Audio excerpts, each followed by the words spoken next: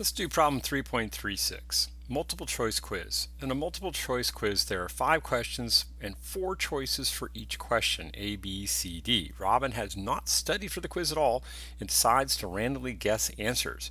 Find the probabilities for each of the following events. What is the probability she gets exactly 3 or exactly 4 questions? Right answer around to 4 decimal places. Okay, so again, we need to check which distribution we're using here. So notice that the n here is 5. We have a fixed number of trials, and each of them has 4 choices. And so what that means is the probability, since she's randomly guessing here, the probability of getting the right answer is going to be equal to what? Didn't want a parentheses there, I wanted an equals. It's going to be 1/4, which is equal to what? 0.25. Okay, so part A here can be modeled using a binomial distribution with n of 5 and probability of success of 0.25. Okay, so how do we do that calculation? Okay, let's go get a fresh window here and see if we can figure that out. All right, so to do that calculation, again, let's transfer our bino probability distribution over here. So we want to know what is the probability that she gets exactly 3 or exactly 4 correct. That's what they're looking for, okay? So the easiest way for us to go about doing that is to just go in and do the individual probability calculations. And we're just going to use binom PDF for particular, right? Okay, so again, let's do the number line. So we got 0, 1, 2, 3, 4, and 5. Remember, that always comes up to whatever n is. And what they want is they want those 2 probabilities right there. They want to know this probability of 3 and the probability of 4. Okay, so to calculate that, what you're going to do is get out your calculator and go, okay, binom PDF. Let's see, you've got to put in n, which is 5. Got to put in p, which is 0.25. And then we've got to put in x, which is 3. And then I'm going to add to that, put in a plus, and then go back into your distributions menu and get binom PDF. But this time, again, same distribution, 5 by 0.25.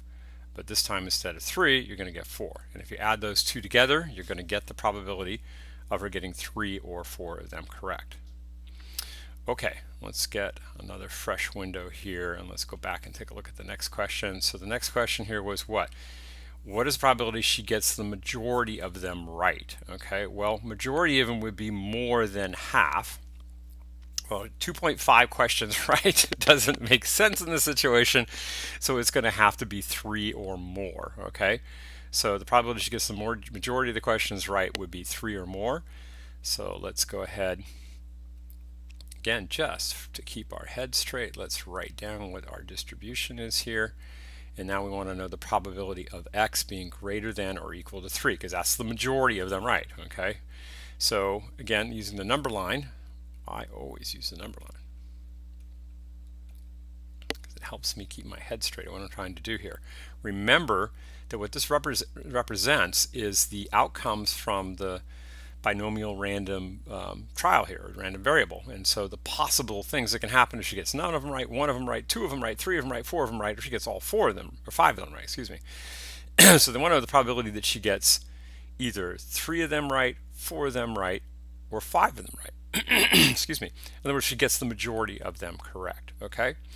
All right, now you have a couple choices here. Since you already calculated 3 and 4 in the previous problem, you might as well just go ahead and take advantage of that. In other words, we just did that. We found out what the probability of x equals to 3 was, and we found out what the probability of x equals to 4 was. So now we only got to do one more. Tell me what the probability of x equals to 5 is. In other words, just add that one into it, okay?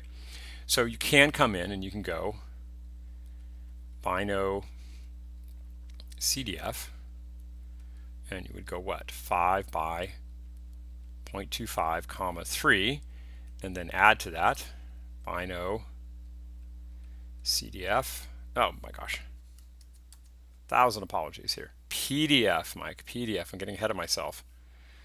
PDF. I'm thinking about already what I'm going to do with show you how to do it with using CDF. We don't want to do that? Yes, these are all particulars, so they're PDFs, okay?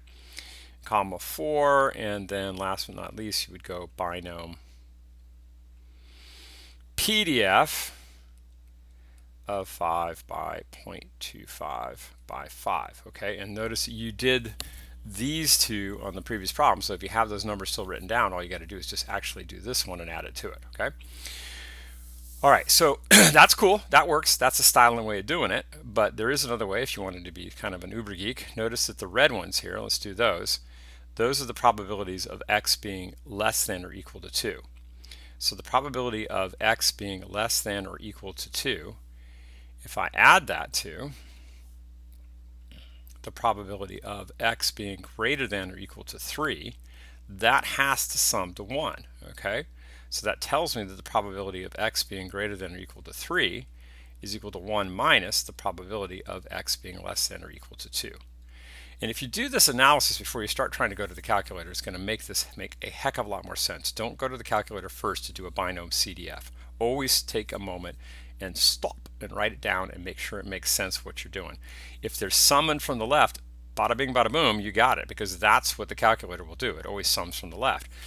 But if you're summing over to the right, then you're going to have to use this trick with the 1 minus, all right?